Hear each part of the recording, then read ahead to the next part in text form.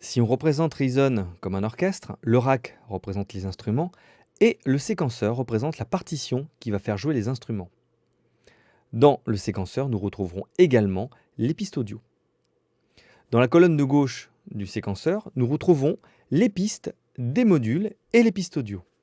Chaque module d'instrument possède sa propre piste. Elles sont créées automatiquement à la création d'un module d'instrument. Également, elles sont créées bien sûr à la création d'une piste audio. Mais pour les modules d'effets, il faudra les créer manuellement, car nous aurons besoin de pistes pour ces modules d'effets seulement dans le cas où il faudra automatiser des mouvements de paramètres de ces modules.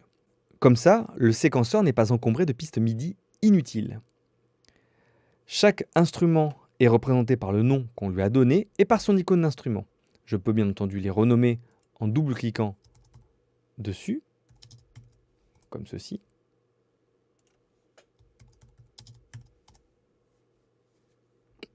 Le petit clavier sous l'icône indique à quel module le clavier maître est assigné, quand ce sont des modules d'instruments. Sur chaque piste, nous trouvons un bouton de mute et de solo. Et en haut, nous trouvons les boutons de mute et de solo généraux qui vont annuler tous les solos d'un coup ou tous les mutes d'un coup. Par exemple, comme ceci, ça m'évite de cliquer 3 fois sur solo. Là, je mute plusieurs pistes. Je clique sur le bouton de mute général.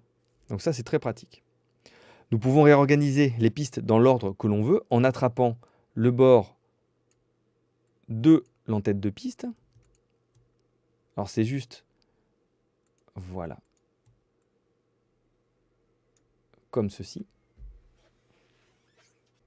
Je rappelle la présence du petit triangle ici pour rapetisser la vue des pistes. Avec le bouton Option sur Mac, Alt sur PC, j'applique la réduction de vue de piste à toutes les pistes du séquenceur d'un coup, ce qui permet d'avoir une vue globale un peu plus précise. Voilà.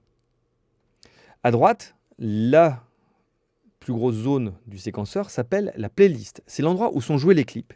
Les clips, ce sont ces briques de couleurs qui représentent soit des notes MIDI pour faire jouer un instrument, soit de l'automation pour faire jouer un effet ou automatiser les paramètres de la table de mixage, ou bien tout simplement de l'audio.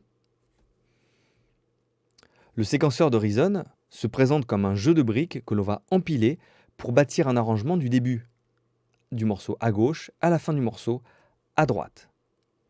Le défilement du morceau est représenté ici en haut par la timeline. C'est une sorte de règle où les nombres représentent les mesures.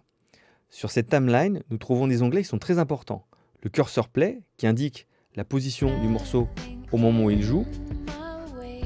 On le déplace avec la souris et on peut même le déplacer curseur allumé.